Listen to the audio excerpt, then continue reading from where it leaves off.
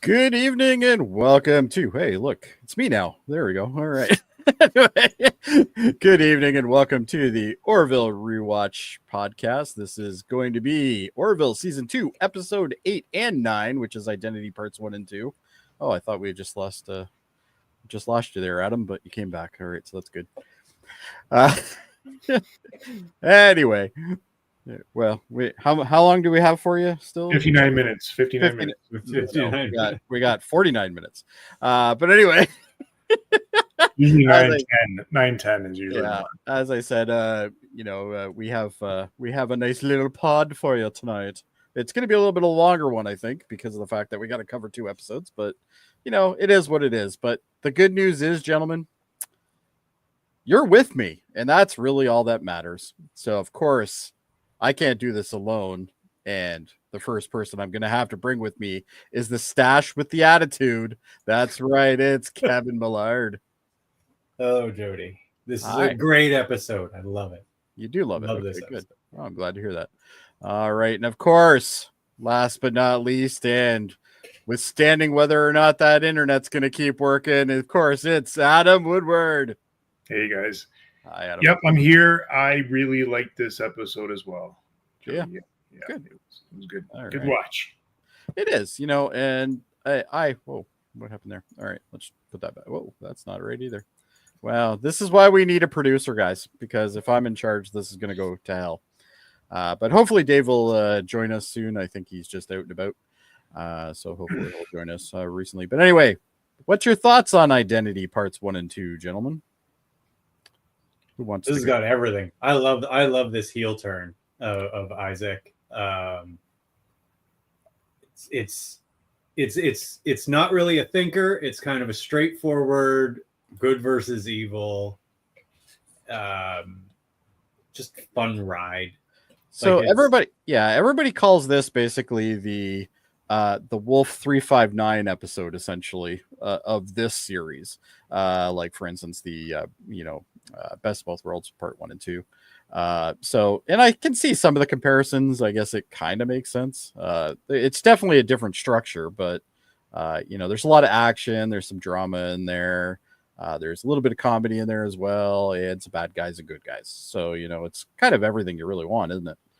So, you know what I really liked about this, and I'll talk more about it as we get to it. But Mark Jackson, he was like he acted through that face cover, and you could see it, And I thought he was great in this episode. Yeah, he's really good with that Isaac character, and even though you can't see his facial expressions, he still does a good job on really portraying what's going on.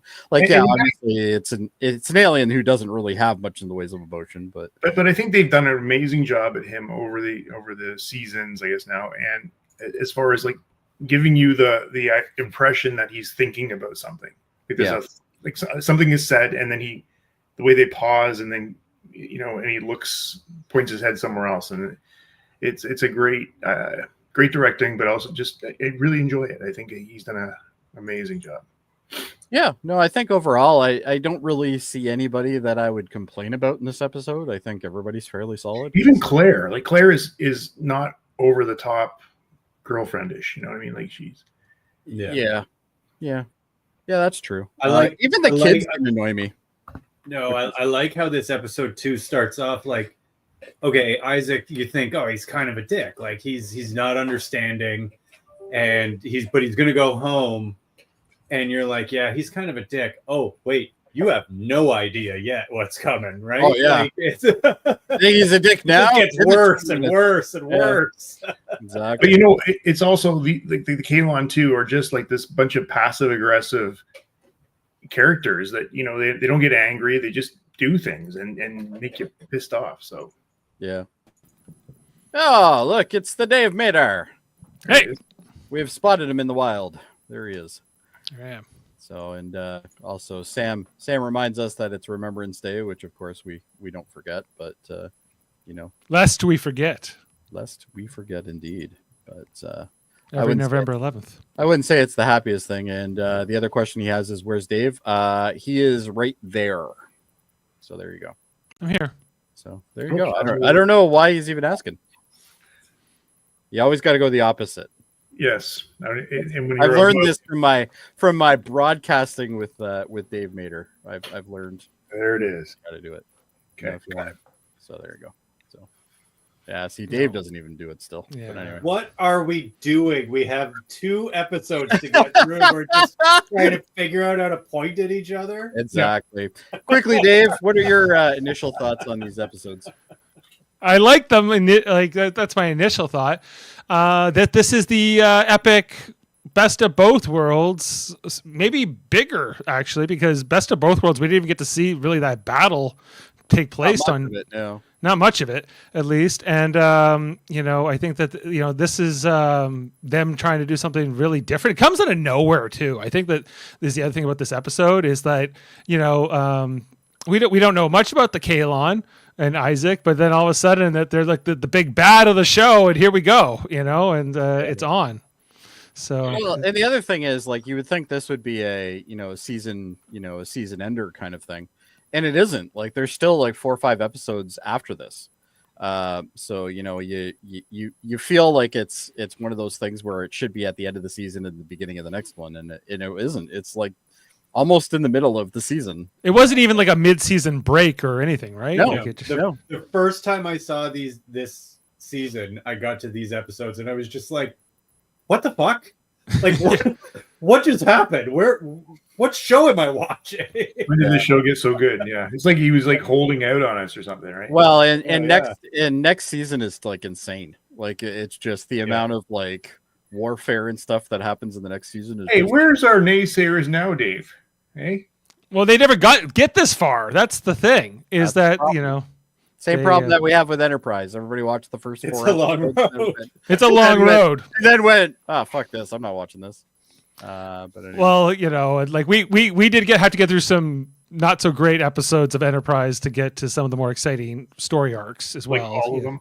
Pretty much all of them. There Even that many bad episodes in the Orville, in my opinion. Like, there's a couple. No, I don't. I agree. Yeah. Like, there's not. I don't know if I've disliked any of these episodes, but yeah.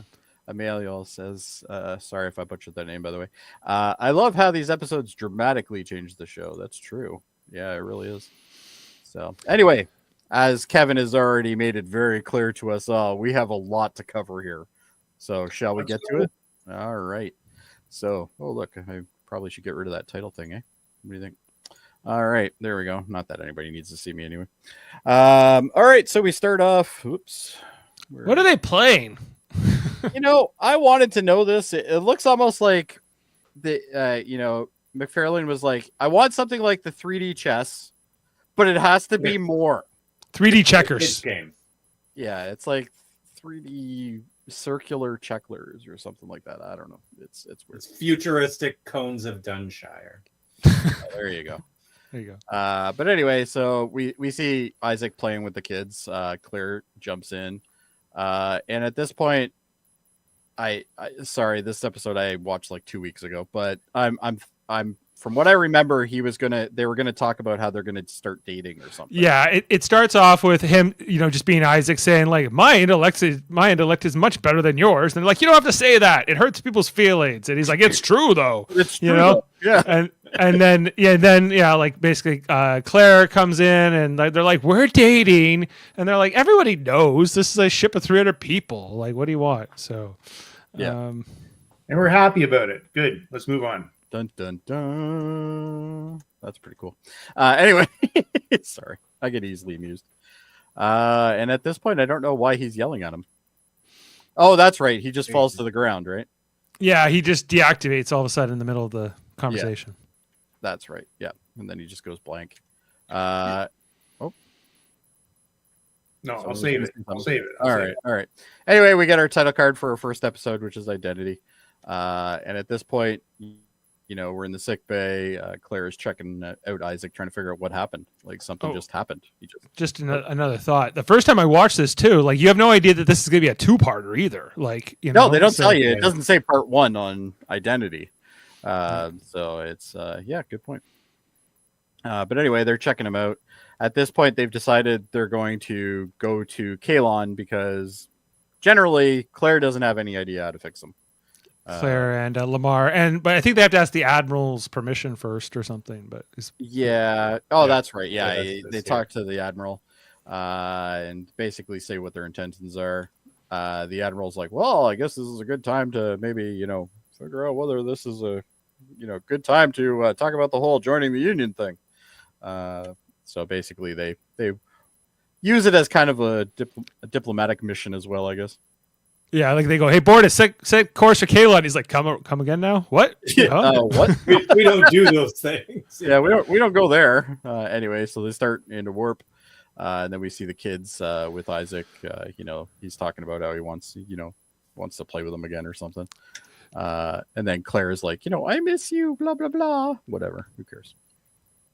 We do get a lot of this like stuff with like in particular with Ty and Isaac, and how much like they love him, and like there's a connection here.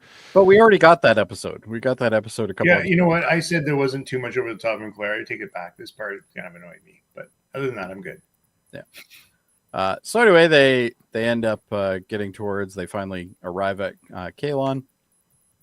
And at this point, they're asking for permission to land. They get that permission, and at this point, they are going down.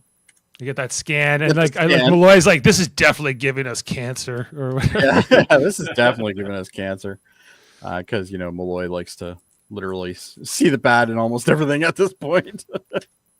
So they're all being kind of scanned, and then at this point, they're cleared to land.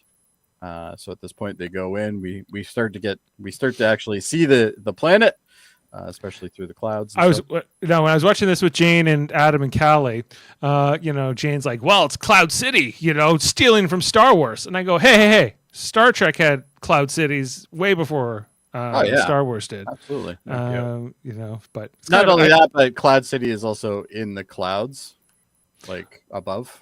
I guess maybe just these buildings go above the clouds. It's not really a cloud city, but it kind of looks cool. It still looks great.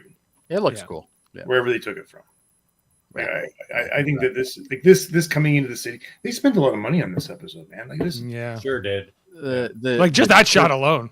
I love that shot. I just love the fact that it casts the shadow and all that. I just love that. How small the ship looks in comparison. Oh yeah, like the planet's massive compared. We get some now. The reason why I grabbed this especially was because I thought Dave would appreciate this. It looks like that they've actually made the logo on the side of the ship, or whatever this is. It's now protruding out a bit. Is that not normally there, or is that new? Is that they've added? I think it's always been there. I actually think that's one of the docking doors. Okay, but it's now protruding out, which I'd still like to know what ECV stands for. It's Earth something vehicle. I can't remember. Okay. There is on the internet. It tells you what it is. But anyway, they go to this. Sorry, it's a hybrid vehicle. No, maybe it's hybrid. Yeah. It's an electric vehicle. They got to plug it in every so often. But anyway, so yeah, we get to see like the data grid that essentially is Kalon. I know it is. Exploratory class vessel. Exploratory class vessel. There you go. I thought it was Earth class vessel or Earth something vessel. But anyway, yeah. See how it protrudes out. Actually, you know what? That is the docking door. It's got to be the docking. I guess that's why they had to add it. Oh, they're like, it's coming into play in this episode. Yeah, we're gonna have to animate it, so make it stick out a bit. So Dave, this is very much like Empire Strikes Back, though. This whole scene now. This scene is right here, yeah. When they arrive, when they meet up with Lando. Yeah. It's more Boba Fett leaving when they have Han Solo on the cart, and he's in liquid carbonate because they're wheeling.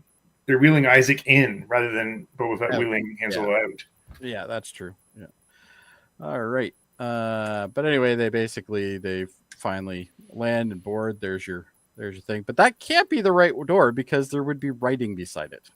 So I don't know if that is. I don't know. Who knows? Anyway, doesn't really matter.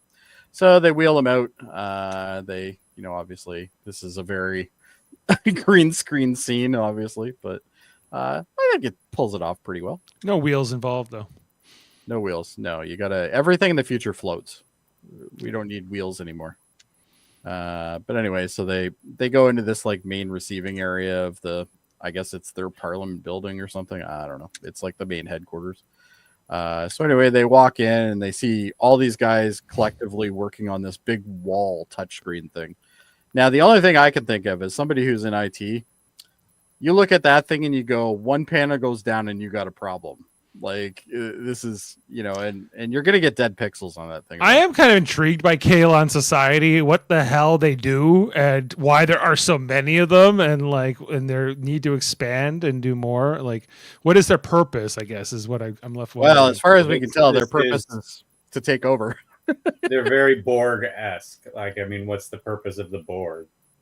To assimilate, but these guys are to destroy. Like they're more. Okay, then that's their purpose. There you go. Destroy. But we don't know this as the viewer. We don't know what their purpose is until this episode. So we know that Isaac is studying humans, but we don't know why. So it's kind of interesting, I think. And they get greeted, but instantly this should be a red flag. Okay. Red you eyes. walk in and everybody has red eyes. That is an instant no. Red and orange. Yeah, there is some orange there. But come on, man. You got red eyes. That's an instant giveaway. Like they should have just. I'm surprised no one asked. Like, why was nobody like, hey, what's with the eyes? Well, you know why? Because they left Gordon on the ship. If they didn't leave Gordon, He would have asked. He would have been. So what's with the eyes? Red means stop. Simple as that. But orange is less evil. I guess. So Yeah. they do have a different pattern. So I think number one, the shoulder things I think denotes where they are in the hierarchy. But the other thing I thought that was interesting is Isaac was built after the events that led them to be them. Mm-hmm. So he has, if you notice, he has a completely different armor set. It doesn't look the same as the rest of them. Right, and of course So, the icon. He's the only one we see with like the blue eyes. Yeah, everybody else seems to Yeah. be old school. Yeah, he's the They only built him, and then they were just like, "Yeah, we're good. That's all the They population probably sent growth him we away need." because they're like, Well, it's oh, a he's big born with planet, blue but- eyes. This is terrible. Maybe blue eyes is like redheads to them. You know, that kind of thing. Maybe. Yeah, maybe Maybe. they're worried. But anyway, so Mercer's like, yeah, no, something went wrong with them, and we need your help. And they're like, oh, okay, I guess. And No, they said we turned him off on purpose. because he was that's done. right. Yes. Yeah, He's done. his mission. Yeah, he's done. So we turned him off. That's right. So, And- like at that point, Dave, do you think that maybe they go, what was his mission? And yeah, they said that we've been coming to care about him and all this, and they're like, yeah, but like he told us everything we needed to know, and so we're just and he's going to be like basically decommissioned. Was the other kind of Yeah, thing they they're tell us taking here. him away to decommission him, basically. Yeah, but I think that if he was telling them anything about his relationship with Claire and he was getting with these kids, I think that there's a chance that they pulled the plug on his mission early too. Oh, that's a good point. Yeah, he's getting too friendly. Yeah, too familiar. Possibly, yeah. So anyway, they put this little thing on him, which basically kind of regenerates him, I guess. And then they open up his face because everybody loves having a finger in their face. And Now, then did he back on now. know his mission during the mission? Well, how much did he really know? Yeah, is kind of when we're first introduced to him in I think the second episode, because the first episode he was in it, but they didn't really explain much of him. But he is on a mission to observe humans. He knows that, but I don't think he knows anything else. Like it seems like he didn't even know about like the mass genocide that happened on their planet. Like. But he does know about it when he's asked about it. When does he find out? Like I'm led to believe that he does know this the whole time, and he's just like, well, it's not something we like to talk about, or it's kind of like one of those situations. Dirty little secret, basically. Yeah. We don't Right. talk about it with outsiders. There Yeah, you go. It's just like the Worf. the warp foreheads. Yeah. Klingon foreheads. But anyway, so the two of them talk to Isaac. I don't remember this conversation, so anyone feel free to jump in. As I said, I watched this a couple weeks ago. So Well, he's just like, they're like, your mission is complete now, and you will be staying here. And he's like, okay, well. And then I think he tells them that in the next scene. He's like, I'm not coming with you. Thanks for getting me home. that's right. He comes out here and he's like, yeah, I'm going to be staying here, and you're going to be leaving. Yeah, and he's like, yeah, well, that's it, Claire. I guess we're Splitsville, and she's like, are you gonna say bye to the kids? He's like, why? And they're like, What's the point of that? what's the point of that? And she's like, well, they love you. He's like, whatever. And he's kind of, they're not too happy with him by the end of this conversation. He is a bit of a dick. Let's be honest, but he's a dick for a reason, I guess. But anyway, Claire is clearly got grumpy face on at this point. So all of them are like, okay, well, time to go, I guess. And they leave. And then the next scene is Claire talking to the kids, basically. Oh no, he did come back to say. He does come back, but it's only after Claire kind of really gives him a hard time. Gives him a hard time. Yeah, he comes back to say basically, oh, by the way, kids, I'm leaving. And I'm staying here. And you're kind of like, well, I guess you're back on your home planet. All right, and so you're, you don't know where this is going yet. Although those red eyes are, obviously, that should have been not way, but yeah, it's not so good. But yeah, but it's. I think the other thing too is when you're watching this the first time is like, why is Isaac being so detached? This is even outside of character for him, right? To a degree, So, yeah. Now, I don't know what this next conversation was more about well, we're hoping you join the union, and they're like, well, we're thinking about it, but who knows? You humans are so savage and evil and bad history. Then why, how do we know you've changed or stuff? You guys don't even have a whole bunch of mass graves everywhere on Earth. Come on. Yeah. Well, you got some, but they're mostly under France. But anyway. You haven't genocided like we've genocided. Yeah, exactly. You guys need to step up your genocide game. But, check out Emmanuel's post there. That's pretty funny. Oh, Isaac is a major dick for the two stretch of these episodes. Yeah. Totally is. And I think my critique with it is what gets him to flip on his people. It takes he waits a long time to flip here. It's the Odo syndrome. Right? Yeah. He didn't care about anybody else, just this one person. Right. Turned him. Right. Yeah. Exactly. It's only when he's ordered to kill Ty that he finally flips. But, I don't know. But anyway, so what's her name? Tala. Tala. Did I get that right the first time? Yep. Mm-hmm. Yep. Nice. All right. Anyway, Tala is escorting Isaac somewhere. I knew it. It took a minute. But anyway, I'm getting old, Dave. But anyway, it turns out it's his surprise party, which I still don't know why they would bother, but I guess they decided to. It's more for them, not him. But basically, he gets greeted in, and all that, and we get to see the cool piano player again. I love the piano player. Yeah, it's such a cool design. I like it. And then we get a rendition of, I can't remember the song, but what? It's Goodbye by Air Supply. Is it? That's probably right. Great song. Now, there's Dan. Dan's there. I tried to tell Jane that all the coolest guys, all the toughest guys listen to great bands like Air Supply and REO Speedwagon and Styx. But she tells me no. She has no taste, if you ask me. This is a great rendition. You should tread very lightly when talking about your wife. Anyway, Dan's there, guys. Also, she's not wrong, Dave. Come on, I'm with you, Dave. I'm 100% with Dave on this, man. Yeah, I'm like all the tough guys listen to REO. Well, I guess we figured out where the nerd corner is. Yeah, well. The nerds of the nerds, you mean, Jody? Yeah, whatever. Of great music. I only have to put up with you for a couple more minutes, Adam. Anyway. I could never tell you why. Anyway, there you go. Well, I don't sing it like he sings. He sings it really well. It is Scott Grimes who sings it too. Yeah. And the first time he did this, I was like, "What?" Because I was not expecting this guy to be that good of a singer. But guys, Dan's there. Yeah, he's there. The ultimate critic of music on the Orville is there. That's important. He's the poetry guy. He's the. I like Gordon at the end. He's like, I fucking nailed that. Yeah, I fucking nailed it. Yeah.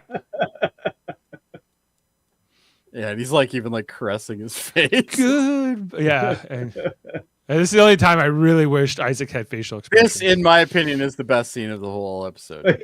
Oh, yeah, the cake thing? I would like a quarter piece. I would like a quarter piece. Really? Yes. Cut me a corner piece. What, you want one of those little flowers? Yes, that's correct. Like, That is correct. it was a great bit. It was hilarious, like the way they pulled it off. And then the best was he didn't get it.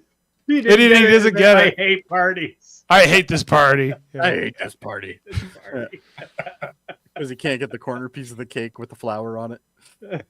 Yeah, somebody hands him a piece, doesn't he? I guess I missed it. But Remember, he wanted his own birthday party, and like he could be a little fussy at parties. somebody handed him. I think it was Lamar that handed him. I think it was Lamar, yeah. Lamar comes along, or somebody hands him a piece of cake and He's says, like, "Oh, there's already a cut piece right here," and he hands it to him, and he just looks at him like, "Fuck you," basically. We get to I'm see with this Bortus, for a though. little I used to while. like the corner piece too. Yeah, I'm all about the corner piece. You get the most icing. You get more Yeah. icing. Yeah. Some people More don't like less icing. cake. Some people are anti-icing, but not me. Emmanuel Lamar. says it's Lamar. There you go. I'm glad somebody was paying attention. You know, unlike the guy who actually hosts the damn show. But so they do a send off for Isaac, basically. You know, Mercer does one of his Mercer speeches where it's like, you know, we're gonna miss you and blah blah blah blah blah. This was a great screenshot because it looked like he was holding maracas. I'm not totally sure why. I guess they're balloons in the background, but I just thought it was funny. I don't know why she's laughing. Anyone? I really got to take notes on. I don't think she was laughing. I think she was just smiling. Just having a good time. But anyway, Isaac is then walking away from the area. He runs into Claire and the boys. Didn't they ask him to do a speech in there somewhere, or did we miss? Or is that later? Oh no, I think you're right. I think he did do a speech. Maybe that's what this was from. I don't remember. Oh, they said you're a walking database. Do something, and he does the Sally Field one. He's like, "You like me. You really like me." Oh, that's right. Yes, yeah. Yeah. There you go. But anyway, he runs into Claire and the boys.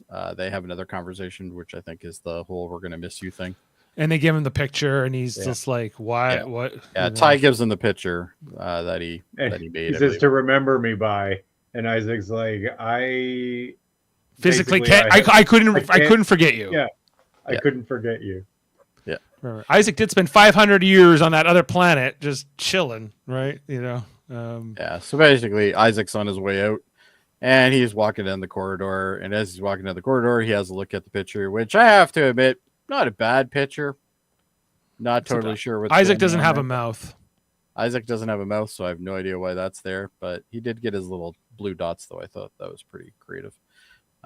And these chairs are absolutely atrocious. But past that, you know, not bad for whatever age this kid is, I guess. And then he just throws it on the ground and keeps walking. It's like, guy's such a dick. But anyway, so at this point, Kelly and Mercer are doing their little kind of powwow. I can't remember what the powwow is about. I don't know. They're potentially talking about who's going to replace Isaac or something. No, they're talking about the Keelan have said no, yeah, because they've asked them to join the union as well. Remember at this point?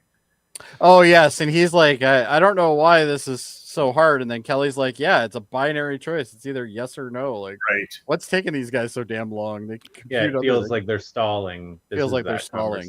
Yeah, Gotcha. Yeah, now I remember that. I just need you guys to kind of get the motor started. But yeah, he's like, yeah, it's kind of like they're just stalling and stuff.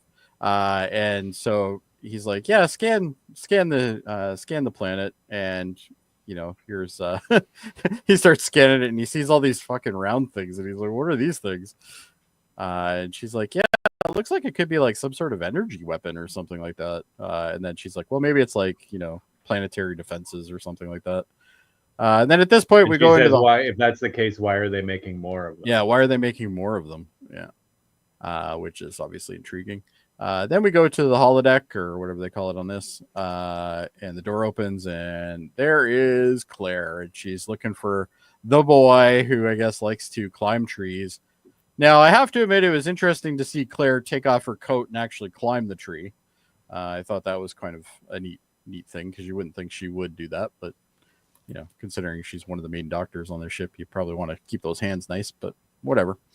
But anyway, she's like, yeah, he's got to leave, blah, blah, blah. And he's like, he didn't even take the picture. He's a jackass, basically. And she's like, well, blah, blah, blah. We didn't know it was going to happen. And then he gets mad at her for something. And I don't even remember what it was, but he just yells at her that she doesn't understand. That's right. You don't understand this, blah, blah, blah, blah, blah. And she's like, well, not exactly, but I kind of. I think she's trying to explain to her that Isaac doesn't have the same kind of emotions, and I think Ty's having a hard time accepting that. The fact that he left the picture behind in the hallway it doesn't make sense to him. He knows that there's something wrong with this situation, and so that's mostly what this is about. Yeah. So anyway, Ty gets the idea to jump ship basically and go look for Isaac. Because it's interesting that it is that easy. Bloody answers. Yes. That's what this is like the fact that he just walks out the door, that there's no alarm tripped. There's no that's an airlock. We see this later on. It's an airlock. And, obviously it's probably not on at this point because, well, Kalon, they don't need air, but I guess they had biological beings at one point there. So this planet does have an atmosphere. It's not that they need it, but they don't need it. It's already present. So yeah. But anyway, the kid just gets out of the ship like super easy. Doesn't trigger anything. Kind of odd. You'd think they'd at least have some, like even like a door chime on the door to let somebody know that somebody's left, like that. But anyway, security on the door, maybe. Like this seems a bit improbable. The fact they're docked on a foreign planet, and that's the door that everybody's coming through. You'd think you'd have somebody there. Like, it seems kind of logical, but yeah. Yeah, the fact that he's able to sneak away and then no one even realizes he's gone for as long as he is, and there's a lot of things in this I think are a little contrived, little sketchy. Yeah, but anyway, you see him and he's running around Kalon, and he's gone through all these like little areas, which I think it's interesting. The one thing that I thought was kind of interesting was handrails. Yeah, and like some of this might be from the organic Kalons. So this could be like something that thing, but you can see there's two in the background that are, I guess, patrolling, so to speak, and he thinks he's going to be seen. They're kind of just walking about, but he's trying to not be seen, and then he ends up in this hatch thing just opens up in front of him, and he decides he's going to jump in. Yeah, I was like, that could be like an incinerator for all you know. Yeah, that could go right to the furnace. And why is he hiding? He doesn't know that these Kalon are bad yet. So, I think he doesn't want to be seen until he can find Isaac. He knows what red means. Find Isaac. Yeah, he's like, they got red eyes. These guys are bad. Fair enough. Yeah. But anyway, so he ends up going into this little tunnel thing. It closes behind him, and it's obviously like some sort of sewer access or something like that. And he goes down. He gets into this little corridor.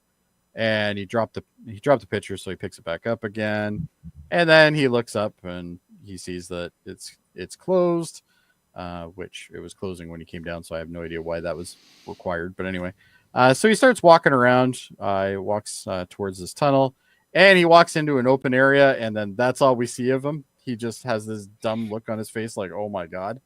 And then we're now talking to, what do they call this guy? The Prime? Kalon primary? Primary. That's it. So they're talking to the primary. He's like, have you guys decided anything yet?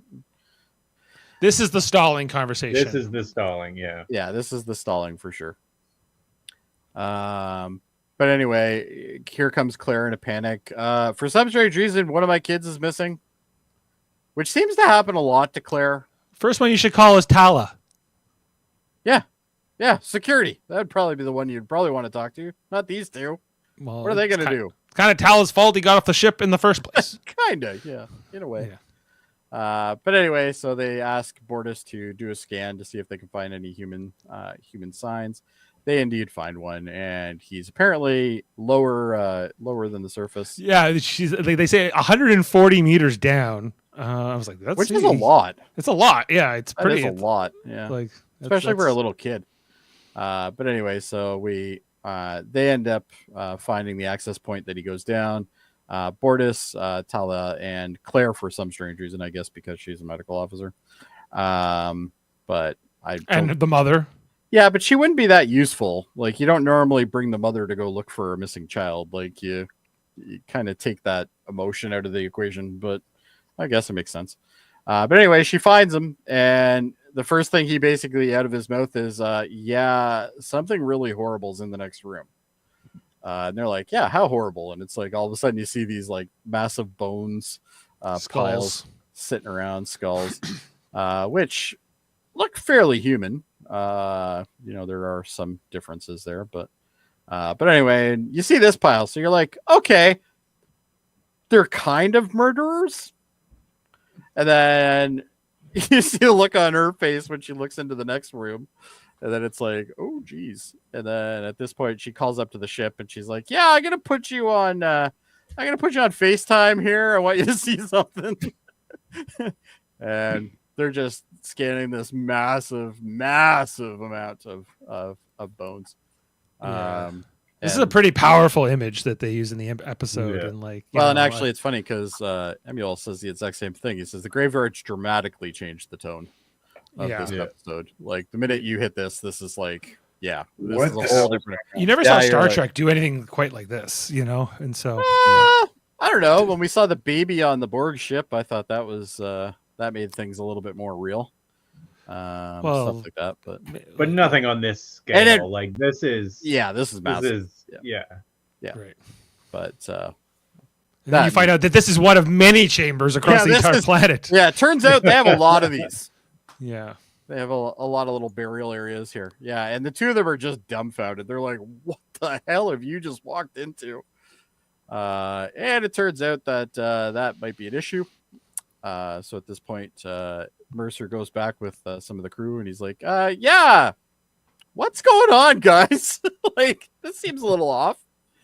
And they basically, he gets mad. Like, Mercer is definitely mad in this scenario. And actually, if anybody needs to know how Seth MacFarlane can actually act in a dramatic role, this scene here is probably a good way to measure that. He does a really good job. Like, you believe he's very angry, which is good. So, but basically he says to Isaac, like, when were you going to tell us about this? Like, what is this? And, those are the founders. We had a war with them a while ago and we eradicated them all, basically. And Claire is just like completely nuts. And even like Talia is like, what? Well, yeah, like even the Mocklins, who are a little bit of a tougher people. Even them are a little off on this, right? And then at this point, they're gonna leave. I think they try to leave, but then they get blocked. So the first reveal of these head guns. Yeah, it turns out. So in less than 3 minutes, we come from a cavern full of bones and skulls, and to this. Yeah.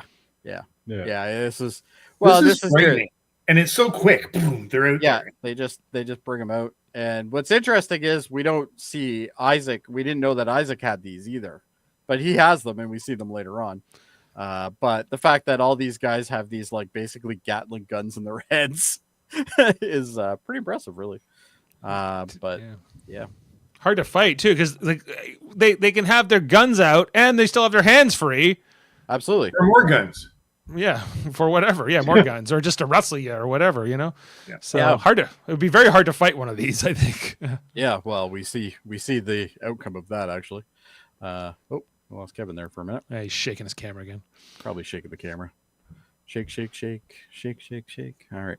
Anyway.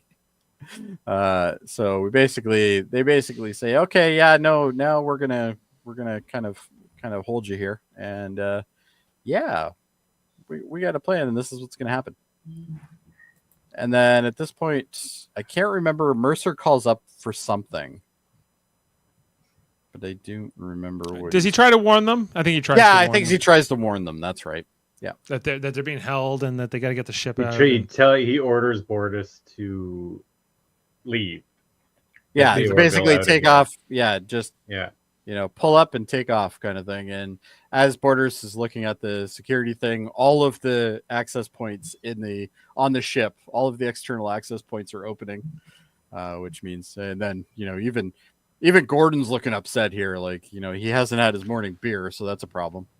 Yeah, I know they're being boarded. We don't know that. Well, that's true. We don't actually know that.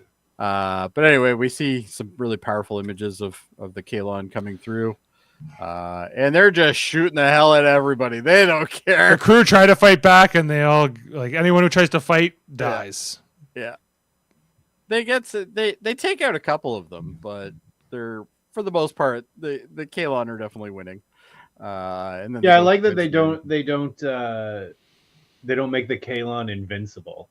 Oh no, there was some of them falling down. Yeah, absolutely. Yeah. Well, didn't they say like they lost like I can't remember the number 20 or 60 people in this I think it was about 20. Like they lose about 20 people in this boarding raid. Yeah. But lots of action shots in this, and we see Ty and whatever the other kid's name is. Marcus, there you go.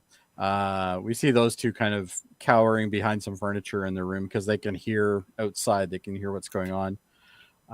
And then I think somebody actually enters, but we don't see it. Yep. Yeah, but we just see the doors open basically. And then at this point, we see that they're huddling all these people together. They're at this point they're moving them somewhere, but we don't know where they're going yet. Turns out they're going to the shuttle pod area, the launch bay. And they're still running around. We get some cool aliens in the background again, because that's one thing this show really does well is background aliens. Every time I watch an episode, I see a new one. So this guy was the one that I saw this time, which almost looks a little bit like those dopey guys from Next Gen. I'm the captain. Oh, you mean Packlets? I thought he looked a little Rigelian, but okay. Oh, maybe Rigelian. Yeah, good point. And we get to see obviously Bortus's family as well. What's his name? Clyden. And the kid's name? Oh, they say it a lot, way less. So yeah, I don't remember. Topa. There you go. Fuck you all. Anyway, so we see them all being basically shuttled into there. But the bridge gets taken last here, which and they're all pretty calm. Which seems like a weird thing to do last, but I guess it kind of makes sense. But they didn't even put up a fight. They were stymied by the spiral staircase. It took them a minute to figure it out. Yeah, they're like, "How do we get up this thing? We don't have any of these things. This is so unnecessary." But anyway, so all the Kalons take the various seats on the bridge. So basically, including Isaac, who's now like, Isaac's in the same spot he always is in. He just is working for them now. Yeah, it's a lot like when Odo turns and joins like the Founders. There must be another show like this where like, a main character kind of joins the dark side or whatever. I want to like maybe even does like that happen in Buffy with Angel maybe or something? Star Wars episode 2 and 3. All right, well, there's that, basically. And we start seeing these pods coming out now, which were the pods that we saw earlier. And it turns out that they're ships. A fleet, and that they're I think that they told Ed and them that they're going to eradicate all organic life in the galaxy. Yep. So basically, they launch all these things. We see them all out in the atmosphere, and then at that point, I think we're now into the next episode, but I could be wrong. No, we're close. We're not there yet. Yeah. But basically, all of them are now in the thing, and they're like, what are we going to do here? Basically. And I don't remember what she said at all. But basically, they're trying to come up with some sort of plan. No, this is the next episode. He's walking over to talk to the Kalon. He's like, and she's like, okay, give it a try. He's like, I'm gonna go get some information. Yeah. Yeah, and he basically just keeps staring at him. And then eventually he does that. Oh, yeah, he shoots Tala. Tala gets shot, and then Ed convinces them to take her to the medical bay because they need the security chief. Although, do they? Like, do the Kalon really need her? So far. Well, yeah. They clued in that they're all still alive, which doesn't make any sense unless they're needed. right? They see really they only need like Ed and maybe Kelly to be on camera for that's about it. the rest of them they don't really need at all. But No. other But than anyway, so they end up. Oh, here we go. So this is where the next episode starts. Yeah, because it ends on this scene, and then we go back to we see the Orville in front of all these pods, and now she's up and moving around. They've now figured out how to make her work again. And Isaac shows up and he's like, "Yes, the guy wants to talk to you." And Claire does the stare down like, "We used to date, you know." I slept with you. Yeah, I slept with you, but in reality, Claire has also slept with a couple people on this ship at this point. So, or at least had some fun with them. But anyway, so they all go to the boardroom thing, ready room, whatever you want to call it. And basically, they've now said what their intentions are. Their intentions are to go back to Earth and eradicate all of the life. And by the way, yes, you're going to be part of this because you're going to have to be on the bridge while we do the communication. you're gonna be like our little welcoming, like we're here to join the Union with a cool fleet. Yeah, An invasion fleet. I'm sure they'll believe you, right? And he's like, yeah. But anyway, so they've been told they have to take the place of all the Kalons on the thing to basically do their signals. So they end up. they run into this other ship, because they run into the other ship, the which Roosevelt. is the Roosevelt, yes. I can't remember the name of the guy, but He's from 24, right, Adam? Yeah, it was the guy that played Tony Almeida. yeah, I knew he was from 24. I don't know what his name is in this show. Captain something. Well, it doesn't matter. He's going to be dead in about 10 He's seconds. going to be Captain Dead in a minute, but anyway. But yeah, so basically he's like, yeah, we're heading over to Earth there. And he's like, yeah, I can see that. And you got a lot of, that's quite a big barrage of people coming with you. And he's like, yeah. And then he's like, what was the code word? 13 button salute. 13 button salute. Okay. It was Captain Marcos, by the way. Marcos. Now, there you go. now, this is the dumbest part of the episode. Why? Because why would you make public your secret code? Why would that be anywhere in your databases? Why would Isaac know about your secret code? Oh, good point. Yeah. It should be a secret code that only captains know. Yeah. Or like the bridge, like not Isaac, but like Well, look at Janeway. Janeway like had Kelly and the Omega. Only the blue shirts, only like Bortus, Kelly, and Ed. Yeah, I would be down with that. They should change the rules. Yeah, it shouldn't be in the databases. They shouldn't tell the Kalon like exchange officer about the secret military code. Yeah. So basically, once Marcos basically is like, oh, okay, great. And he's like, okay, I'll see you guys later. And he goes to take off. And then he starts taking away with his ship. Primary's like, destroy them. Yeah. And then the primary, like they set the lights back down again. Yeah. Yeah. And it's like, no, we're going to go after him basically. So they go after the ship. We see how powerful these things are. And they just destroy the ship like super easy. Like no problem. And it's the same class as the Orville, right? So we understand just like how quickly they could destroy the Orville. Yeah, the Orville can be done in one shot. Like it's going to be hard. But anyway, and then I love this shot. This shot looks amazing. Actually, I'm going to steal that one for a background later. But such a cool shot. You just see the ship explode, and you see basically, how massed the people are behind the Orville. Just the sheer amount of them and how huge the ships are and everything. And at this point, Mercer sees that the ship gets destroyed, and Mercer is very angry. He's almost like on tears at this point. Well, he doesn't know what to do. He knows that he has to try to stop them. This isn't just about him and his ship anymore. That he's trying to save Earth and the entire Union and beyond. Yeah. So there's a lot at stake here. All life in the galaxy. Yeah. Yeah. So then they basically take Mercer to over where the airlock is. And we'll teach you something about 13 button salutes. Yeah. Yeah, here you go, basically. And at the end, I like how they tease this because you're like, oh, they're not actually going to kill the guy, and then they killed the guy. I think Isaac tries to talk Isaac him out tries of to it. talk about it. He's This like, is our this first- guy's important, right? This is our first peek into Isaac turning back Yeah, to he's the good side, right? Like, Mhm. Yeah. yeah. And the primary's not having it at all. Yeah. He's like, No. I see through this shit right away. Yeah. Yeah. Primary's like, no dice. Bye Yeah, bye. he's like, no problem. Goodbye. Yeah. And then we get to see this guy get sucked out of the airlock. And then he bounces off the hull, which is always a fun time. Pretty cool. The way, like he flew out of there, right? Did a good. Yeah. Yeah, and then we get to see as they're warping away, we get to see his frozen body floating around. Wonder if they came back for him later. Yeah, I don't think there's any point. You might as well just leave him there.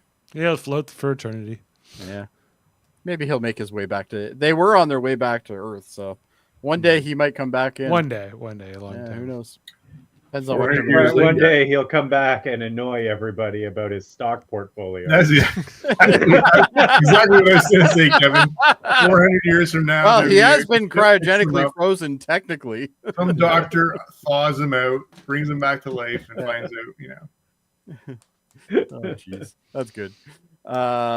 But anyway, so Isaac is trying to explain to the primary that basically, like, we don't have to do all these things. Like, we can get what we want without having to do all this stuff. Well, this is also primary grilling Isaac about, like, why did you stick up for that guy? Why are you being so soft on them? And he's like, here, read Roots and find. Yeah. Read Roots. Yeah. You'll see that if you look at it from Kuta Kinte's perspective, you'll see that what we're doing here is right. We have to kill all these humans and everybody else. And then like, Isaac reads it. He goes, "Well, I read it, but I'm not really getting your point here." Yeah. well, this is how we judge humans based on this literature. Oh boy, like We're fucked. But anyway, we see them still speeding towards Earth. And then at this point, these guys are in the shuttle bay again. They've come up with the idea of taking a shuttle and going and asking the Krill for help, essentially. And did you guys find this scene, like this part, a little weak? Like, how do they just go? Well, it's kind of weird to me that the Kalon left them in the shuttle bay with shuttles. It's Yep. also weird to me that they all had to pee in one corner when presumably the shuttles would have bathrooms in them as well. But hey, this is the plan, their best plan, I guess. Is and that- But we get some unknown heroes coming our way eventually on that one. But anyway, we see them coming by. So at this point, they're like, "Yeah, no, there's just two," and of course, Yaphet is going to try to save the day, and he's going to go into what I believe is a ventilation shaft. It's certainly Right. not a service shaft because no one could get in it. But he needs a partner to scramble the frequencies so they can At create the the same time. distraction for the shuttle to escape. And so the only person that can fit apparently in this little access tube is Ty. Yeah. Or any grown adult. That is a huge access. But tag. first, well, the inside of the tunnel is big, but the doors aren't. Well, But- his older brother could get in there. I think Tala could have fit. Ella could, for sure. Tala could have fit Yeah, for probably. sure. Yeah. But anyway, we see Yaphet, and he's going into the armory to get a weapon. So he goes and gets this guy. He takes the gun and then runs off. It gives it back to the guys in this thing. Now, this is a very weird angle because there are two people, but it looks like he has a really weird hairpiece. But anyway, so anyway, they get the shuttle doors open. Kelly and who is it? Lamar? Or No, it's Gordon. Gordon. Yeah. So Kelly and Gordon are getting onto the shuttle. They're going to take off and get out of here. At this point, they've now just found out that the shuttle bay is now open. So they're like, well, close it. Like, this isn't a hard thought here. I don't even know why he needed to be told to close it. But anyway, he has to be told that. Chain of command. I guess so. But anyway, so they basically get it out in the nick of time. They do scratch it because that's something that Gordon has to do. He has to. Gordon also says that whatever they have to do here is like not advisable by pilot regulations or something. Yeah, or... basically they're gonna launch a shuttle while they're in warp, out, and then go to warp with it, because the shuttles in this universe have warp capabilities, like good warp capabilities. Like they can do, I think, well, whatever their equivalent is, like half of what the ship can do, basically. Which is something that I think they're more like a runabout than a shuttle. They're more like a runabout, exactly. Yeah, that's a good analogy. But basically, they get thrown around through this, and at this point, they're like, okay, well, let's head out. And of course, one of them breaks off and goes towards them. And at this point, Yafid's like, yeah, okay, well, I can send a signal, but I need somebody to scramble this stuff. And Ty is the man. He just shows up. He's like, I can do it. And of course, Claire's like, no, you're not doing it. I've already tried to lose you like 4 times. And Claire, for that matter, can fit as well. Like, she's not a big woman. Like, yeah, true. But Tala definitely could fit. Yeah, she's got Ty is not that small compared to them. No. Right. Yeah, if you look at Ty getting in here. When he got in there, I was just like, oh my God. You can fit 2 people side by side. You might be able to get him in there. But anyway, so the Kaylon sent more Kaylons down to make sure, shit was in order. Crowd control, yep. And anyway, here we go. We're still on the way. Yafid gets out. So does Ty. They're in some sort of communications room. Yafid starts working his magic. He tells Ty basically, just keep hitting random frequencies. Yeah, he doesn't teach him really how to do this, what he's been asked to do. He's just it's got numbers. You just tape and bunch. Kids are good at video games and computers, I guess. So they'll figure it out. And so, but then they get ambushed by a Kaylon here, and then a couple Kaylons show up. Ty runs. Ty gets. He says Ty run, and then he attacks the Kaylon by like. Oh, that's right. And Ty just runs right out. Yeah, by jumping on him and like basically destroying his circuits or something. Ty goes into another. He goes into the other thing there. And then the guy tries to goes inside the Kaylon. He goes like into. Yeah, he does eventually go into him. Yeah. This is where he comes out, and he's clearly singed, and he's had a bad time. This was not a good sexual encounter. Hurt but not dead, basically. Yeah, he's not having a good time.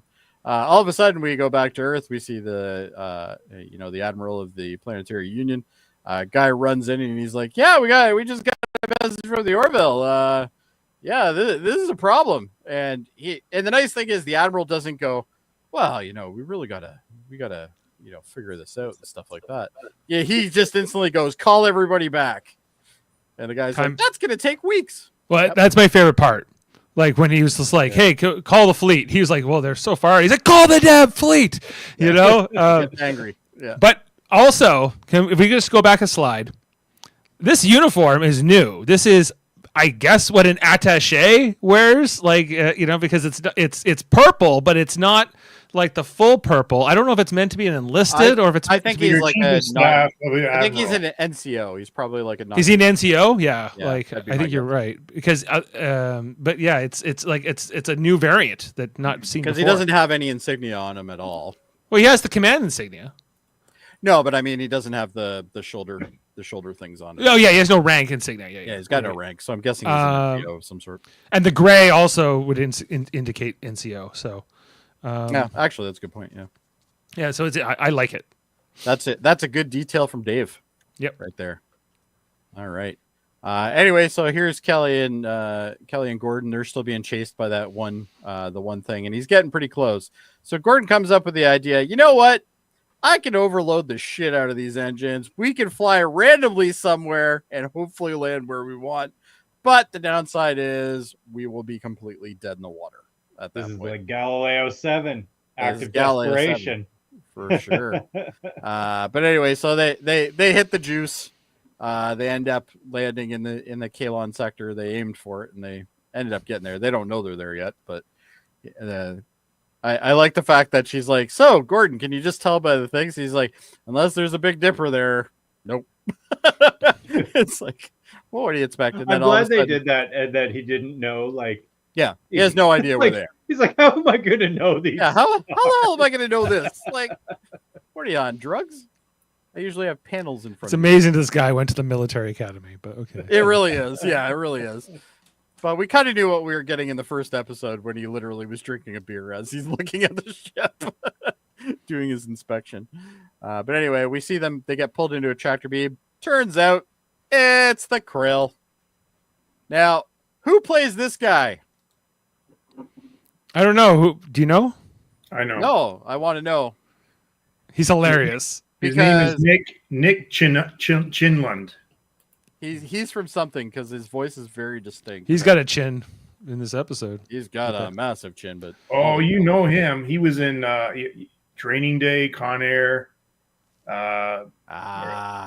he's one of those bad like guy. he's He- one of he those always bad plays a guy bad guy. lackeys. Yeah, okay. He's the guy that's like in the background in a lot of stuff, and he says like 2 lines the entire movie. He's like, Oh, yeah. He's like, "You are a godless people. I will feed you to my Avis." Or but whatever. his name, Captain Dalek. Oh yeah, there you go. I didn't pick Very up on cool. Very cool. That's crazy in a Cyberman episode. that. yeah, so weird. Hey, Well, we all know that Seth likes to put a lot of hidden crap in his stuff, so that doesn't shock me at all. But basically, they're trying to explain. By the way, this is a threat for everybody, not just us. Perhaps you could help. And he's like, "Why would I help you, you godless beings?" Basically. Send him to my torture chamber. He's very like villainous about this Yeah, until, he's very and then the villainous. Kaline show up and blow everyone to hell, and Yeah. they bear. Yeah, so basically he says that, and then obviously the Kalon show up, and they start to engage the Kalon, and it's just one ship, but it's still deadly Against it 3 takes krill, yeah, Yeah, it took out one of the Krill ships 2. before. two. Did it get 2 of them? Oh, it did. Yeah. Okay. Well, and we're led to believe that the Krill is stronger than the Union, right? Like Oh, Or they yeah, are. or at least ship or at least an more- equal match. Yeah. yeah. No, the Krill are superior to the Union. when it Well, comes to like firepower. at least to the Orville, but the Orville, like the Union has bigger The ships. Orville than is the- also yeah. it's also a small ship, right? So yeah, because these Krill ships are massive in comparison to the these krill ships are superior to the Orville for sure. But anyway, so they ensue. They eventually end up getting it, kill it off, and he's very proud of himself at that point. And she's like, "Don't you believe us now?" You know, Don't and you that's believe kinda us now? And he's just kind of like, huh? Ugh. But anyway, here we are. Davis. We're still on our way to Earth. We're getting pretty close now, though. And it turns out that Primary is not fucking around. He's like, here, you know that kid you like? I'm going to destroy this kid if you don't tell me what's going on here. So basically, at that point, Isaac is just kind of like, yeah, no. Yeah. Well- Primary is like, you are going to kill this child. Yeah, you're going to kill him. Yeah. These Kalons supposedly have no emotions, but they sure act emotionally. They sure are sadistic for people who have no emotion. Yeah. This Yeah. Primary. Yeah, the primary guy is really fucked. But anyway, so this is where we get kind of the turnaround part of the episode where, he's like, yeah, you're going to kill him. So Isaac brings out his little weapons. Turns out he has them too. And just before he's about to kill Ty, he rips that motherfucker's head right off. I love he puts his guns away to do the head Yeah. twist off. Well, you didn't want them to get in the way, right? Like you don't want them to get in the way. But anyway, so yeah, he pulls the head off of that guy. He shoots the other guy. But it just goes to show you how quick these weapons can come out, right? Like they can come out and shoot within like Actually, what- Primary's guards, I was like, he should get some better guards. yeah, Or the these next guards Primary. suck. Because like, I'm gonna say, kind of seems like a moot point at this. well, like he rips off the guy's head, and they're just like, "What?" And then he turns around, and like they could have He pulled just out their, shoots they could have pulled out their eye guns in all that time, and like they don't. But it's. And then we get to see the primary's eyes go black. He says, "You will always be alone," You will because always be alone. right. I Because guess he's basically now against to really put this weight onto Isaac of like how hard this choice is for him to choose the Orville and the Ty and all them over his people, that this is not an easy thing for him to do, apparently. no. But anyway, so he embraces Ty. And then at this point, he goes into the bridge and he goes all fucking Bruce Willis motherfuckers on him. Just start shooting everybody on the bridge. Doesn't matter who they are. Shoots them all. Takes them all out. Now, if Isaac is this good at shooting, how come this is the first time we've ever seen him do it? There's been other instances where, like, we definitely would like to have seen him do it. No, I don't got an answer for you. I don't I either. wonder if like he carries around a phaser, like when they go on away missions. Now we have He has used like a hand phaser. Yeah, he's used a hand phaser. You know what? I think that seals it. He knew about his mission all along. Oh, there you go. Because That's he a good didn't point. reveal his head guns. Yeah, Which they don't even know he has them. The head guns are for the end game when we finally destroy everybody. Yeah. Basically, Ty's like, what's going on? Basically, you're back. And he's like, well, I'm going to turn everybody off, but that also includes me. Now, this would have been better if his head fell down onto the console and he like turned something on that he shouldn't have turned on. That would have been funny. But anyway, all the Kaelons, they just fall down.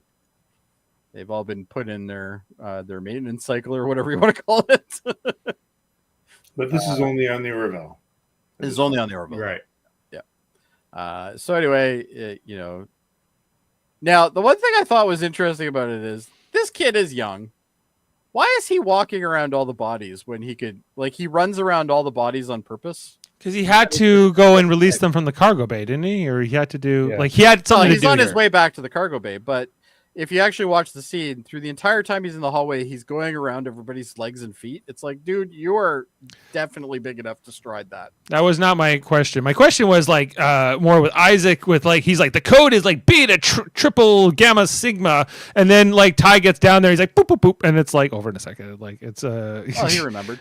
whatever the code was, it didn't seem as complicated to. Kids are just smarter in the future. So anyway, they grab Isaac and they're like, oh shit.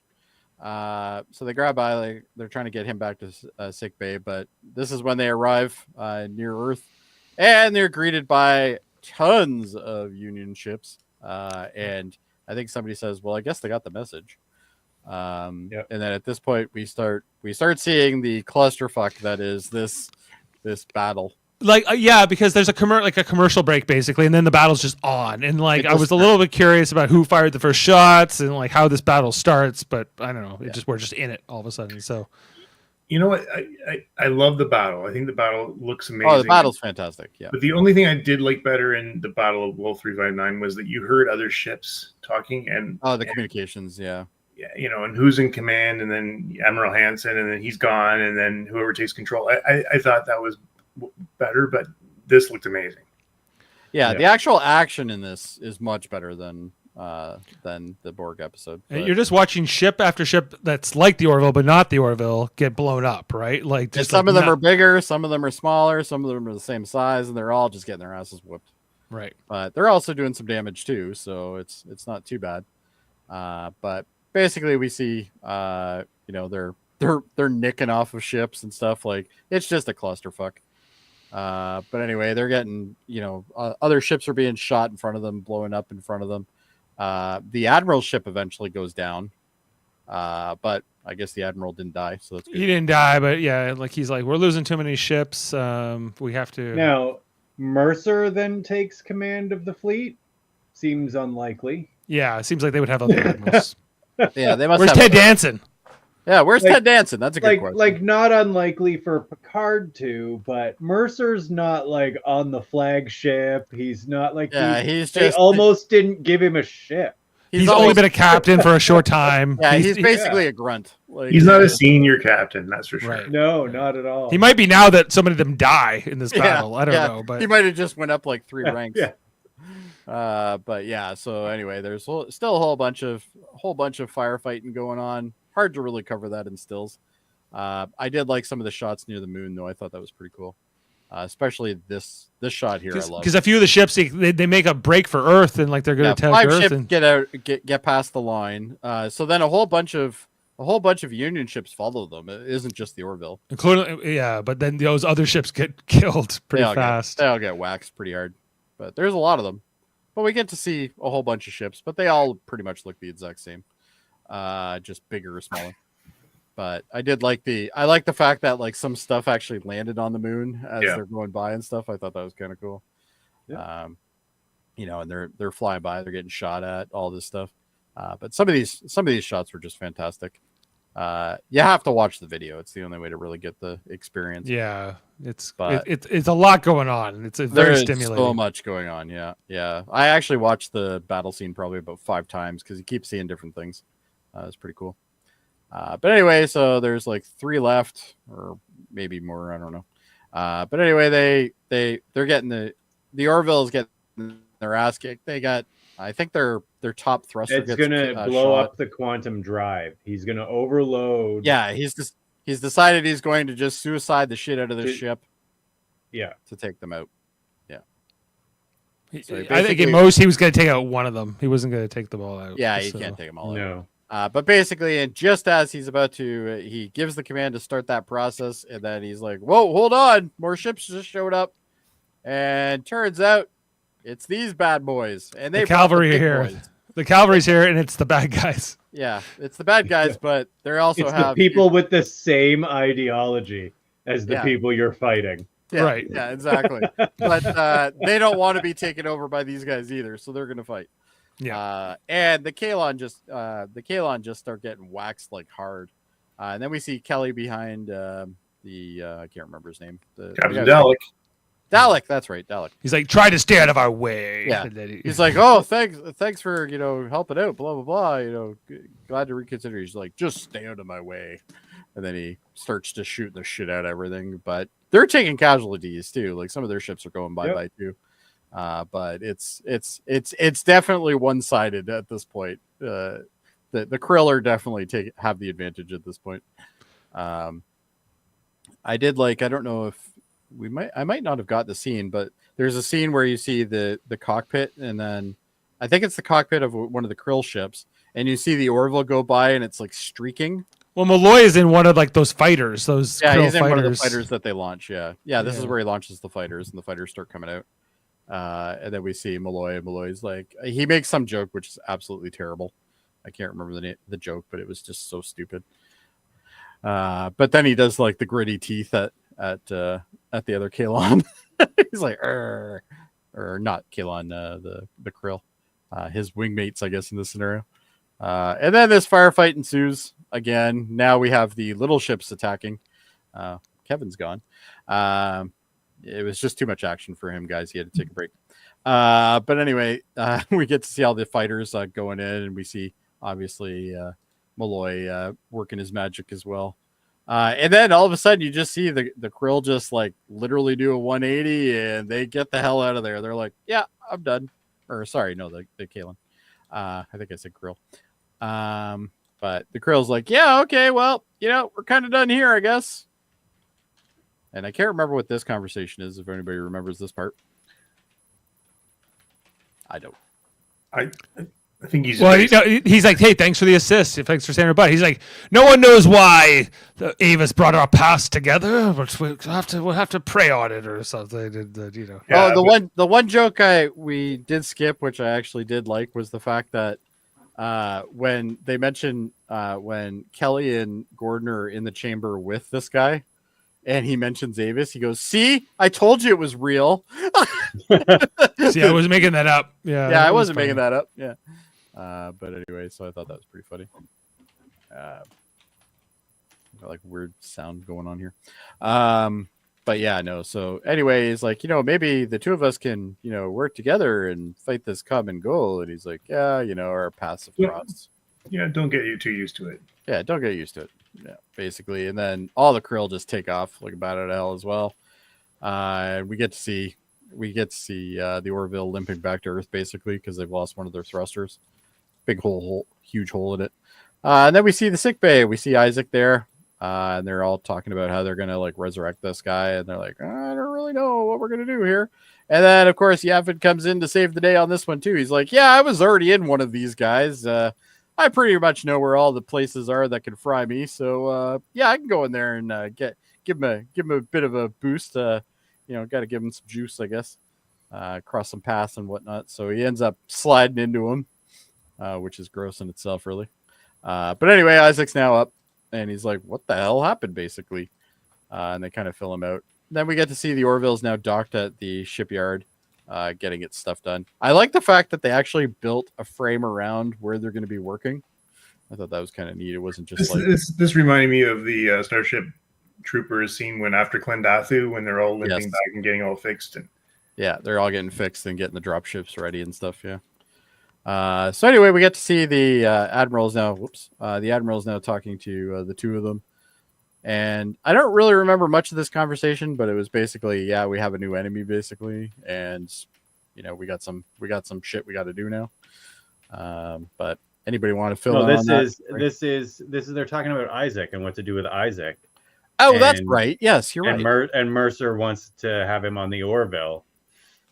Yeah, he said he'll be responsible. This is a really great conversation, actually, about because the admiral says, "Oh, we need an off switch for him," and Mercer has the awareness to be like, "No, that's what caused all this in the first place." Yeah. Right. Right. We can't be like the builders of the Kalan. We can't be like them because they literally, that's what they did to them, and that's why they're uprising. And now they're messed, and now they're really fucked. Right. But they got to get a new boss in charge now, but because the other one's headless now. But basically, he's like, "Yeah, I'll be responsible for him. He can be on my ship." Then we go back to the Orville again, which we can now see like the construction around that one piece that they're going to be working on. I thought that was cool. And then we see Isaac, and he's staring out, and it turns out he's taking pictures of his home planet. Basically, he's trying to get an image of his home planet and how far he is, because he's never going to be able to visit there again. Spoilers, he does. But it's something that right now doesn't look like it's going to ever happen again. And then he gets with Claire, and Claire's like, "Yeah, I kind of know what it's like to be lonely and abandoned." She did it subtly, but that's basically what she was saying. But she's like, "Yeah, no, you're alone now, and we get it." And she talks here about forgiveness, and forgiveness is another thing we can work on. How it takes time and stuff. Yeah. Then basically she, he looks at her after she says that, and she just kind of walks off. And then he goes back to just kind of staring at the window, and that is now the episode, gentlemen. So overall, I think it was a very successful episode, in my opinion. Anyway, I don't know how you guys feel, but you know what? There's more important things on the docket right now, gentlemen, and you know what that is. Whoa! Oh, that was powerful. Let's do that one more time. Ready? Ready. Love it. Wow, that is amazing. All right. Okay. Anyway. You ready for me? We're always born ready. We're born ready. Okay. So I got some good facts today. So not only does the 13 button salute refer to the 13 buttons on Navy trousers in the U.S. Navy slang, a 13 button salute refers to an act of removing the trousers so fast that all 13 buttons come undone immediately, usually prior to sex. As such, the term by the Union for a ship that has been taken over by hostiles and under duress is somewhat a derogatory term for the crew's predicament, i.e. that they're screwed. All right. Yeah, go ahead. Well, don't tell Isaac the code. Okay. You never would have known. No, he probably had one. Yeah. Kalan primary assigns Isaac to read Alex Haley's The Novel Roots, and then tells Isaac to change his name, which is the first thing that slave owners did to newly enslaved people. In Roots, the main character, Kunta Kinte, played by LeVar Burton, is ordered to change his name to Toby. In the 1960s, when several African colonies broke away from European overlords, some native leaders ordered their subjects to stop using European names and adopt African ones. Yeah, it's interesting that he's like, "Why are you named Isaac?" And he's like, I picked it because he was from a really smart human, Isaac Newton." He was like, no, there's no more of this human worship. You're gonna get a new name. Yeah, it will be 126 or something, and that'll be it. Yeah. Okay, so Admiral Halsey is named after the real World War II Admiral William Halsey, the flagship. Sorry, so if you know your history, especially South Pacific. Halsey was an admiral. The flagship of the Union fleet is named after Admiral Raymond Spruance.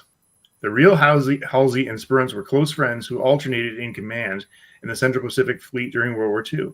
Between them, they either supervised or were in direct command of almost every major naval battle in the Pacific. It's kind of cool, especially on this Remembrance Day. Keep going here. Director and producer John Cassar said in an interview with the Orville on the Orville fan podcast that he had a storyboard with a giant space battle and after being told that Seth MacFarlane to make this better than ever any Star Wars battle. I think they did pretty good. Mm-hmm. They didn't have a cheer though. Yeah, you know. We don't need one. Yeah. We also don't need a bunch of like teddy bears, having a victory later too. I agree with that. That's how the teddy bears have their picnic. Mm-hmm.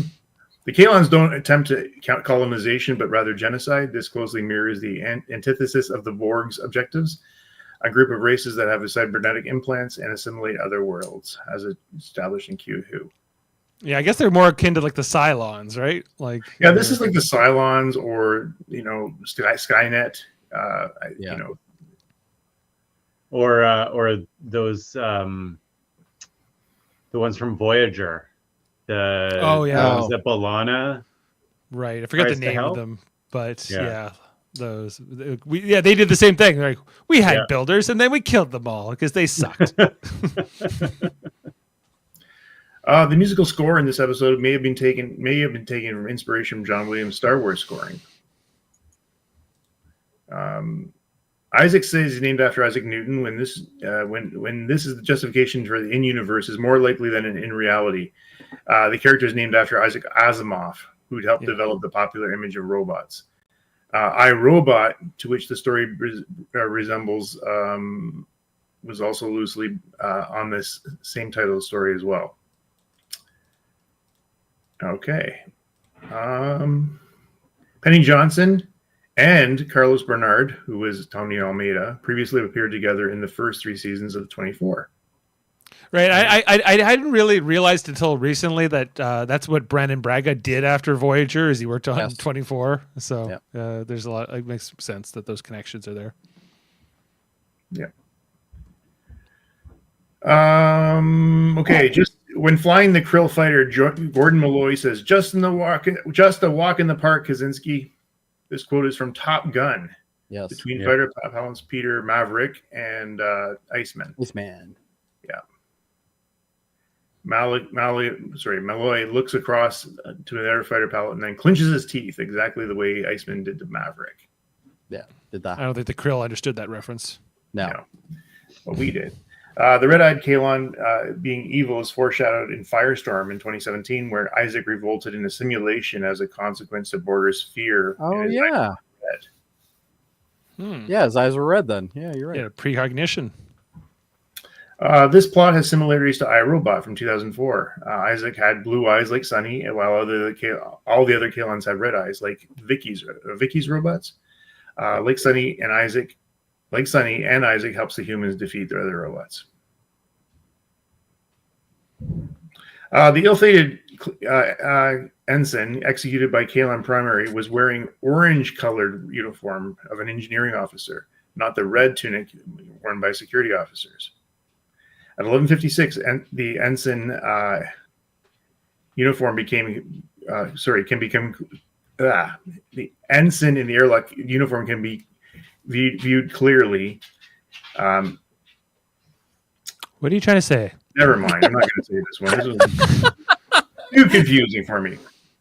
The third time Isaac has died, he has died and been resurrected at least once each session to date.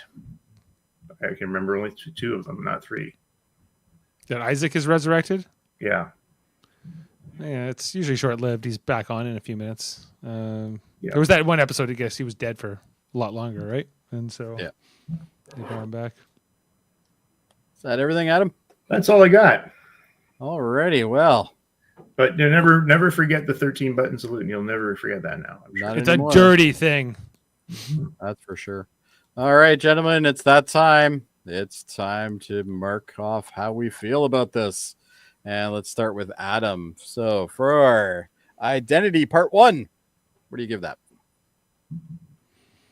Give that one a 8.5. Okay, and part 2. 9.5. Okay, why am I not typing this in? Hold on. There we go. All right, 8.5. And then, sorry, you said 9? Yeah, and a half. Oh, 9.5. Okay, great. All right, so pretty solid. You thought the second half was better, which I think we're going to see a pattern here. Dave. Yeah, like it's really one long story to me, but they are 2 separate episodes and they have 2 separate writers, and like so they are different. And I feel like the first one is more all set up, right? Of course. But this first one's got the heart. It's got all the emotion, and the second one's got most of the action. So I don't know. It's hard for me to decide. I guess I'll give them both 9. 9? Okay. 9. All right. Kevin. 10 and 10. Entertaining, and it had everything. I'm pretty close to Kevin on this one. I'm gonna give this the first episode a 9.5. I thought it was pretty solid. But I'm definitely giving the second episode a 10. It was fantastic. Yeah, I'll go up to 10 for part 2. I feel like you're gonna go for 10? All right. I do like it more. So it is a better episode, yeah. But you couldn't have it without part 1, so it's for sure. But then, of course, that puts us at in this case 9.3 and 9.9. IMDb has a 9.0 for both episodes. Combined average gives us 9.1, so we're pretty much spot on the first episode. And the second episode, we're definitely a little bit higher on than IMDb, but overall, not too bad. And of course, the story was written by Seth MacFarlane, which is something that it keeps only part 2. Part 1's Braga and that's right, Bormanis. Yeah, but part 2 was definitely the stronger of the two. But I think the dialogue was probably better in the first one. He read their first episode. He goes, "Fuck it, I'm not gonna fix this. I'll fix it with the next episode." Right. And just made it a 2-parter. Yeah.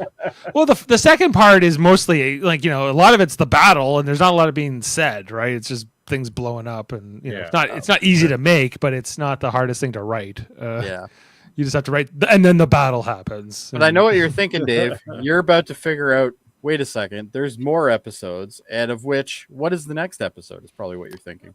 Yeah, I don't remember. What comes after this? Oh, it is Blood of Patriots, which is Ed must initiate peace talks with the Krill. So it's a Krill episode after this, which would make sense because, he just had a big encounter with the Krill. So totally makes sense. I don't remember this one too much, but yeah, okay. Well, looking forward to talking about it. It'll be next week, so you'll be ready, Dave. I'll be ready. Oh, I know you'll be ready for sure. And I also would like to extend a personal thank you to whoever does Adam's internet and not knocking him out this episode. I thought that was, that's the real MVP of this episode, I think. Still time. There's still time. The credits haven't gone. We haven't done the credits yet, but we're getting there. Kevin, 9-10, I think we're good. Dave, but we have other things on this channel. Before you do that, though, just a quick shout out to all the veterans and thank you for the service. And November 11th you can't forget them today. And just wanted to mention. Don't forget them ever. Yeah, and all the veterans that died in this battle with the Kalon. Let's never forget them as well. Yeah, and on both sides, even. Not both sides. Well, those Kalon. The girl side is what I meant. Oh, sure, those guys can stay. Yeah, some of those. They're with Avis now. No, yeah, exactly. But we can't be with Avis every day. So, sometimes we have to do other things. Like tomorrow. I'm pretty sure something happens tomorrow. Tomorrow we're curling. Oh, that's right. Well, I'm not, but everybody else is. So then it would probably be Thursday then, I'm guessing. Thursday, we'll be talking about Star Trek Lower Decks, episode 5 in this 5th season, I believe. Halfway. Yeah, and halfway. That's sad. I know it's going to be over before we know it. So this is the last season of Star Trek Lower Decks. If you want to know our thoughts on it, and why wouldn't you, come check us out this Thursday. We'll be talking about the next episode. I don't even know the title at this moment, but we'll be on to review all that and check out all the other episodes we've covered so far in this 5th season. Do we have a date for Strange New Worlds yet? I heard today it's coming out early. Like I'm guessing end of January is kind of what it seems like it's going to be. Maybe February. It just depends when they get the effects all done. Yeah, and apparently I heard late January. And apparently they're going in to shoot the next season soon. Yeah, I heard that too. I did hear they that. were already greenlit for the next one. So we're at least getting to, what are we? This will be season 3 we're going into next, and then season 3 and then they're already scheduled for season. So we know we'll at least get into 4 seasons. Yeah, which is great. So I'm excited to see. So. But eventually they're going to run out of time. They're going to catch up to the original series. Well, and then we're going to have to see Pike get killed. Well, no, not killed. But maimed insanely. But they've shown us that already a few times, couple actually. times. Yeah. So, yeah. But anyway, that's all right. That's all right. Anson Mount will act the shit out of that blinking light. It's the Gorn. Yeah, that's right. I'm telling you, if I'm ever gonna stray to the other side, I'm definitely gonna look that guy up. He is It's the Gorn. a handsome man. But anyway.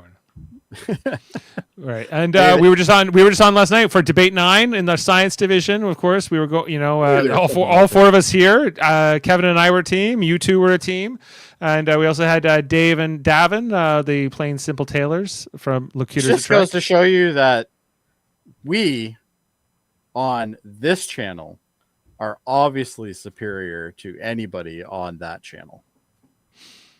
Sure, but it's the same channel. Please please put that little thing in for Davin to hear, please. That's the reason why I did it. Yeah, because if he makes it to right now, he's mad at me.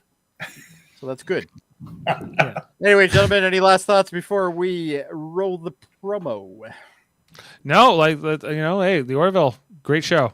I give it a thumbs up and a the salute. naysayers. Yeah. All right. See you next Live time. Long and Podcast, everybody.